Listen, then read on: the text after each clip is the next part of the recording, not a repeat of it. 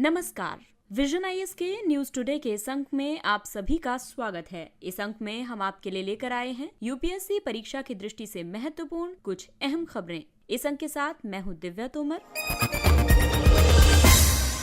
आइए सबसे पहले जानते हैं इस अंक की हेडलाइंस के बारे में। अंतर्राष्ट्रीय प्रकृति संरक्षण संघ का प्रजातियों को ग्रीन स्टेटस। भारत और इजराइल के बीच मुक्त व्यापार समझौते पर वार्ता जारी। भारत के पुराने बांधों पर नियंत्रक और महालेखा परीक्षक की रिपोर्ट के मुताबिक मध्य प्रदेश के गांधी सागर बांध को तत्काल मरम्मत की जरूरत। और कर्नाटक सरकार मंदिरों को सरकारी नियंत्रण से मुक्त करने पर विचार कर रही है।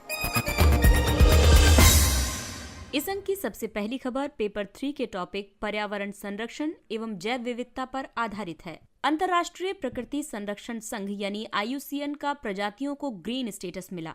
IUCN प्रजातियों को ग्रीन स्टेटस प्रदान करता है। ये IUCN द्वारा जारी लाल सूची का पूरक है। ग्रीन स्टेटस ऐसी प्रजातियों की आबादी के फिर से बढ़ने के आकलन और उनके संरक्षण की सफलता को मापने के लिए एक साधन प्रदान करता है। जैसे कि लाल सूची ये दर्शाती है कि कौन सी प्रजाति संकटग्रस्त है, उसी तरह से ग्रीन स्टेटस दर्शाता है कि ग्रीन स्टेटस वाली प्रजातियों की आबादी में फिर से कितनी बढ़ोतरी हुई है और उनके संरक्षण में किस हद तक सफलता पाई गई है। संकटग्रस्त प्रजातियों की IUCN लाल सूची ऐसी प्रजातियों के विलुप्त होने के जोखिम का आकलन करने के लिए एक वैश्विक मानक है। इसके तहत पशुओं, कवक और पौधों की अलग अलग संकटग्रस्त प्रजातियों को शामिल किया जाता है। IUCN के इस ग्रीन स्टेटस को प्रदान करने के कई उद्देश्य हैं, जैसे कि प्रजातियों की आबादी की वृद्धि को मापने के लिए एक मानकीकृत ढांचा प्रदान करना, संरक्षण में जो उपलब्धियां प्राप्त हुई हैं उनकी पहचान करना, उन प्रजातियों का विशेष उल्लेख करना जिनकी वर्तमान संरक्षण स्थिति संरक्षण के निरंतर प्रयासों पर निर्भर है, योजनाबद्ध संरक्षण कार्रवाई के अपेक्षित संरक्षण प्रभाव का पूर्वानुमान लगाना, प्रजातियों की आबादी में लंबे समय तक वृद्धि होती रहे इसके लिए प्रयासों के स्तर में बढ़ोतरी करना। इसे एक प्रजाति के रिकवरी स्कोर और संरक्षण प्रभाव के 4 घटकों जिसमें कि संरक्षण विरासत, संरक्षण निर्भरता, संरक्षण लाभ और रिकवरी क्षमता दर्शाई जाती है। इन घटकों को अलग अलग कालखंडों में या अलग अलग परिस्थितियों के तहत प्रजातियों के ग्रीन स्कोर के बीच अंतर के रूप में निर्धारित किया जाता है। ग्रीन स्टेटस प्राप्त कुछ प्रजातियां हैं गुलाबी कबूतर जो कि मॉरिशस में पाया जाता है, बुरोइंग बेटोंग जो कि ऑस्ट्रेलिया में है, इंडोनेशिया के सुमात्रा और बोर्नियो द्वीप का सुमात्राई गेंडा आदि। अब इसमें संरक्षण विरासत में शामिल है वर्तमान और प्रतितथ्यात्मक यानी काउंटर फैक्चुअल वर्तमान। इसके तहत अब तक किए गए संरक्षण कार्यों के प्रभाव का मापन किया जाता है। दूसरा है संरक्षण निर्भरता, जिसमें वर्तमान आधार रेखा में से संरक्षण के बिना भविष्य को घटाया जाता है। तीसरा है संरक्षण लाभ, यानी संरक्षण के साथ भविष्य और उसमें से वर्तमान आधार रेखा को घटाया जाता है। इसमें वर्तमान में संचालित और योजनाबद्ध संरक्षण कार्यों दोनों के भविष्य को मापने के लिए संरक्षण लाभ प्राप्त किया जाता है। रिकवरी क्षमता, इसके तहत लंबी अवधि तक क्षमता में से वर्तमान यानी कि प्रशंसनीय संरक्षण प्रयास और नवाचार के लंबी अवधि के भविष्य के प्रभाव का मापन किया जाता है।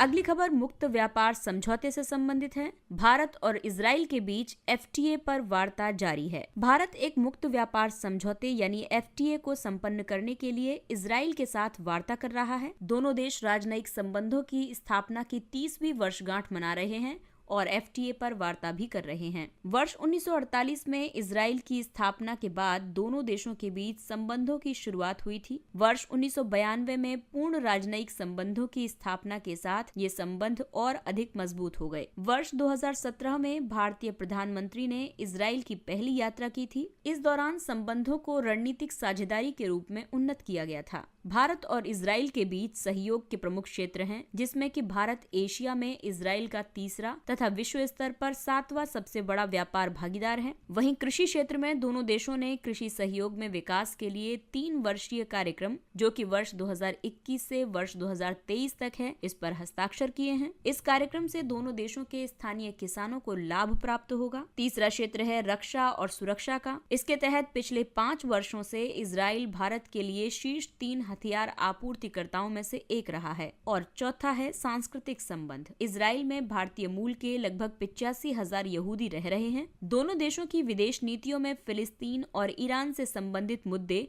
महत्वपूर्ण चिंता के विषय हैं। इन मुद्दों के समाधान के लिए भारत डी-हाइफनेटेड नीति का पालन कर रहा है। इस नीति में एक देश के साथ संबंधों को आगे बढ़ाया जाता है, जबकि इसके दूसरे देश के साथ संबंधों की जटिलताओं की उपेक्षा की जाती है। FTA 2 या 2 से अधिक देशों के बीच एक समझौता है जिसमें आयात और निर्यात के समक्ष मौजूद बाधाओं को हटाया जाता है। ये व्यापार संरक्षणवाद या आर्थिक अलगाववाद से अलग है। वर्तमान में भारत 5 देशों, जिनमें संयुक्त अरब अमीरात, यूनाइटेड किंगडम, ऑस्ट्रेलिया, कनाडा और इजराइल के साथ FTA करना चाहता है।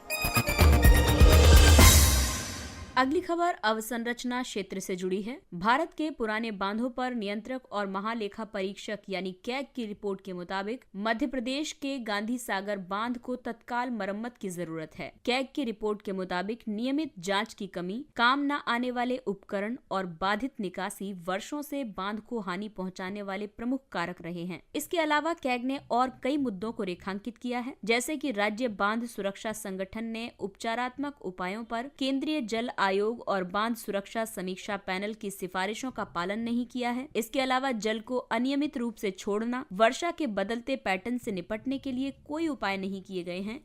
कैग ने इन सभी की ओर ध्यान आकर्षित किया है। बांध जल भंडारण के लिए नदियों पर निर्मित कृत्रिम अवरोध होते हैं। ये सिंचाई, विद्युत उत्पादन, बाढ़ नियंत्रण और जलापूर्ति में मदद करते हैं। वर्ष 2019 तक भारत में 5,745 बड़े बांध थे। चीन और अमेरिका के बाद भारत विश्व में तीसरा सर्वाधिक बांधों वाला देश है। भारत में अधिकांश बांधों का निर्माण और रखरखाव राज्यों द्वारा किया जाता है। कुछ बड़े बांधों का प्रबंधन स्वायत्त निकायों द्वारा किया जाता है। उदाहरण के लिए दामोदर घाटी निगम या भाखड़ा नांगल परियोजना के लिए भाखड़ा ब्यास प्रबंधन बोर्ड। इनमें से 75% से अधिक बांध 20 वर्ष से ज्यादा पुराने हैं। लगभग 220 बांध 100 वर्ष से भी अधिक पुराने हैं, जो कि सुरक्षा संबंधी अधिक जोखिम पैदा करते हैं। हाल ही में राज्यसभा ने बांध सुरक्षा विधेयक 2019 पारित किया है। विधेयक में सभी राज्यों और संघ राज्य क्षेत्रों को एक समान बांध सुरक्षा प्रक्रियाओं को अपनाने में मदद करने का प्रस्ताव किया गया है। ये विधेयक देश में विशेष बांधों की सुरक्षित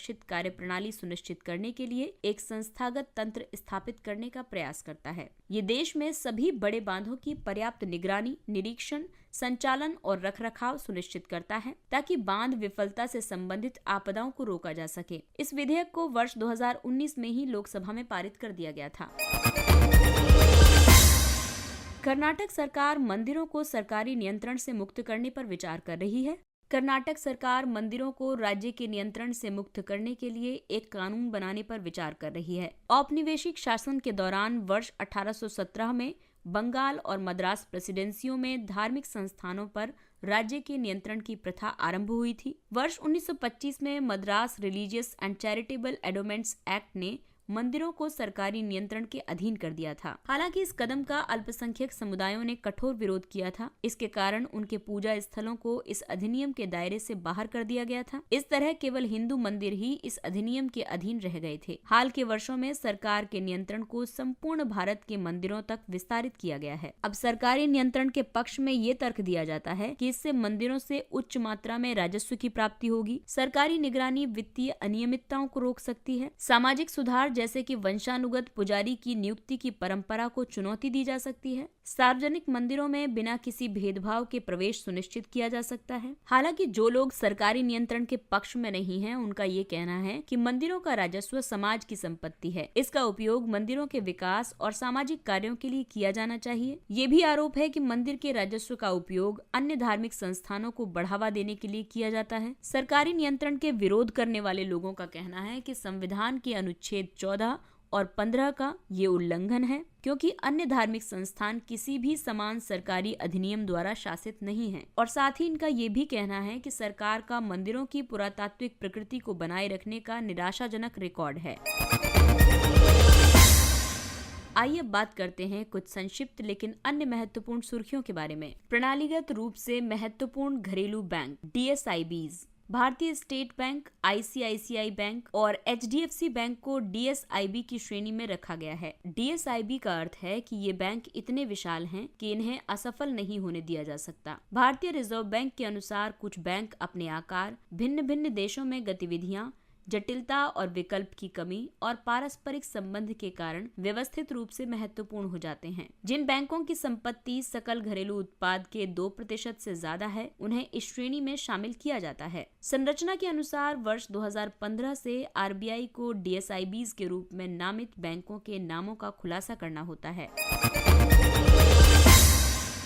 जमानत बॉन्ड या बंध पत्र, जिन्हें श्योरिटी बॉन्ड्स भी कहा जाता है। भारतीय बीमा विनियामक और विकास प्राधिकरण ने कई प्रकार के जमानत बॉन्ड को जारी करने की सुविधा प्रदान करते हुए अंतिम दिशा निर्देशों को सार्वजनिक किया है। बीमा कंपनी ठेकेदार की ओर से उस संस्था को एक जमानत बॉन्ड जारी करती है जो परियोजना उपलब्ध कराती है। जब प्रिंसिपल बॉन्ड की शर्तों को तोड़ता है तो नुकसान में रहने वाला पक्ष नुकसान की वसूली के लिए बॉन्ड पर अपना दावा कर सकता है। ये बैंक गारंटी की प्रणाली को प्रभावी ढंग से बदल सकता है। साथ ही ये लागत में वृद्धि, परियोजना में देरी और खराब अनुबंध प्रदर्शन के कारण जोखिम को कम करने में भी मदद कर सकता है। भारतीय रिजर्व बैंक रिटेल डायरेक्ट योजना। भारतीय रिजर्व बैंक ने RBI RD योजना को अधिसूचित किया है। इसे व्यक्तिगत निवेशकों द्वारा सरकारी प्रतिभूतियों में निवेश की सुविधा के लिए वन स्टॉप समाधान के रूप में तैयार किया गया है। इस योजना के तहत खुदरा व्यक्तिगत निवेशक RBI में खुदरा प्रत्यक्ष गिल्ट यानी कि रिटेल डायरेक्ट गिल्ट RDG खाता खोल सकेंगे। इस योजना का उद्देश्य निवेश की प्रक्रिया को सरल बनाकर सामान्य जन की सरकारी प्रतिभूतियों तक पहुंच को आसान बनाना है। एयरटेल भुगतान बैंक को अनुसूचित बैंक का दर्जा। भारतीय रिजर्व बैंक ने एयरटेल पेमेंट्स बैंक को एक अनुसूचित यानी शेड्यूल्ड बैंक का दर्जा प्रदान किया है। भारतीय रिजर्व बैंक अधिनियम 1934 की दूसरी अनुसूची में शामिल सभी बैंक अनुसूचित बैंक हैं। इन बैंकों में अनुसूचित वाणिज्यिक बैंक और अनुसूचित सहकारी बैंक शामिल हैं। अनुसूचित बैंक होने का लाभ ये है कि ये संबंधित बैंक RBI से बैंक दर पर ऋण लेने के लिए पात्र हो जाता है। ये स्वतः ही समाशोधन गृह की सदस्यता प्राप्त कर लेता है। RBI से प्रथम श्रेणी के विनिमय बिलों की पुनर्भरपाई यानी रीडिस्काउंट का पात्र हो जाता है। गगनयान क्रू मॉड्यूल के पृथ्वी पर उतरने के लिए अरब सागर प्राथमिक विकल्प। अरब सागर तुलनात्मक रूप से एक शांत जल निकाय है। इस वजह से इसे गगनयान क्रू के मॉड्यूल की वापसी के लिए प्राथमिक विकल्प के रूप में चुना गया है। गगनयान वर्ष 2023 में लॉन्च के लिए निर्धारित देश का प्रथम मानवयुक्त अंतरिक्ष मिशन है। हालांकि बंगाल की खाड़ी को भी बैकअप विकल्प के रूप में रखने पर विचार किया जा रहा है। आपको बता दें कि बंगाल की खाड़ी को उन उपग्रहों को लॉन्च करने के लिए प्राथमिकता दी जाती है जिन्हें भू-स्थिर कक्षा में स्थापित करना होता है। इसका कारण पृथ्वी का पश्चिम से पूर्व की ओर घूर्णन करना है। इससे इन उपग्रहों की प्रारंभिक गति को बढ़ावा मिलता है और ईंधन लागत की बचत होती है। यूनिवर्सिटी हॉस्पिटल इंस्टीट्यूट्स या IHU नया कोविड वेरिएंट। फ्रांस में कोविड के एक नए वेरिएंट IHU का पता चला है। वेरिएंट एक वायरल जीनोम होता है जिसमें एक या अधिक म्यूटेशन हो सकते हैं। इसका पॉलीमरेज श्रृंखला अभिक्रिया विश्लेषण से पता लगाया जा सकता है, इसलिए इसकी पहचान के लिए जीनोम अनुक्रमण की कम जरूरत होती है। शोधकर्ताओं ने जिस IHU वेरिएंट का उल्लेख किया है वो B1640 है। वैश्विक डेटाबेस के अनुसार इसका पिछले वर्ष जनवरी महीने में पहली बार पता लगाया गया था। फ्रांसीसी शोधकर्ताओं ने नवंबर महीने में संक्रमित लोगों में पाए गए एक अन्य वेरिएंट को B1640.2 के रूप में वर्गीकृत किया है। भारत कोविड-19 आपातकालीन प्रतिक्रिया और स्वास्थ्य प्रणाली तैयारी पैकेज ECRP। स्वास्थ्य और परिवार कल्याण मंत्रालय ने स्पष्ट किया है कि केंद्र सरकार ने 24 अगस्त तक ECRP चरण 2 के तहत राज्यों के लिए निर्धारित 50% धनराशि जारी की थी और राज्यों ने स्वीकृत धनराशि के 60% का उपयोग कर लिया है। ECRP एक केंद्र प्रायोजित योजना है। इसका उद्देश्य वर्तमान महामारी से उत्पन्न खतरे को रोकना, पता लगाना और प्रतिक्रिया करना है। साथ ही ये देश भर में आपातकालीन प्रतिक्रिया और तैयारियों के लिए राष्ट्रीय स्वास्थ्य प्रणालियों को मजबूत करने के लिए भी लक्षित है। केंद्रीय मंत्रिमंडल ने 1 जुलाई 2021 से 31 मार्च 2022 तक लागू होने वाले ECRP चरण 2 को मंजूरी दी है। ओमी श्योर ये ओमिक्रॉन का पता लगाने के लिए भारत में निर्मित एक किट है। इसे हाल ही में भारतीय आयुर्विज्ञान अनुसंधान परिषद द्वारा मंजूरी दी गई है। इसे टाटा मेडिकल एंड डायग्नोस्टिक्स द्वारा विकसित किया गया है। इसके माध्यम से RT-PCR परीक्षणों के दौरान नासोफेरेंजियल ओरोफेरेंजियल नमूनों में ओमिक्रॉन का पता लगाया जा सकता है। वर्तमान में जीनोम अनुक्रमण के बाद ही ओमिक्रॉन रोगियों का पता लगाया जा सकता है, लेकिन ये परीक्षण उस चरण को समाप्त करने में मदद करेगा और परीक्षण के दौरान ही ओमिक्रॉन संक्रमण का पता लगाया जा सकेगा। P-8I विमान। भारतीय नौसेना के बोइंग P-8I विमान ने गोवा के INS हंस से परिचालन आरंभ किया है। इससे भारत की रक्षा क्षमताओं में बढ़ोतरी हुई है। अब तक ये विमान पूर्वी समुद्र तट पर तमिलनाडु में स्थित था। P-8I एक लंबी दूरी का मल्टी मिशन समुद्री गश्ती विमान है। ये व्यापक क्षेत्र, समुद्री और तटीय संचालन में सक्षम है। आइए बात करते हैं सुर्खियों में रहे स्थानों के बारे में। जोजिला दर्रा। सीमा सड़क संगठन ने पहली बार जोजी पर्वत दर्रे को 31 दिसंबर के बाद भी खुला रखा है। जोजिला दर्रा लद्दाख के कारगिल जिले में स्थित एक उच्च पर्वत दर्रा है। ये समुद्र तल से 3528 मीटर की ऊंचाई पर स्थित है। ये लद्दाख को श्रीनगर और शेष भारत से जोड़ने वाला एक सामरिक मार्ग है। लद्दाख को प्रत्येक मौसम में जोड़ने के लिए जोजिला सुरंग का निर्माण किया जा रहा है। 14.15 किलोमीटर लंबी इस सुरंग का निर्माण पूरा हो जाने के बाद ये भारत की सबसे लंबी सड़क सुरंग और एशिया की सबसे लंबी 2 दिशाओं वाली सुरंग होगी। इसके साथ ही ये अंक समाप्त होता है। अगले अंक में फिर मुलाकात होगी कुछ अन्य महत्वपूर्ण खबरों के साथ।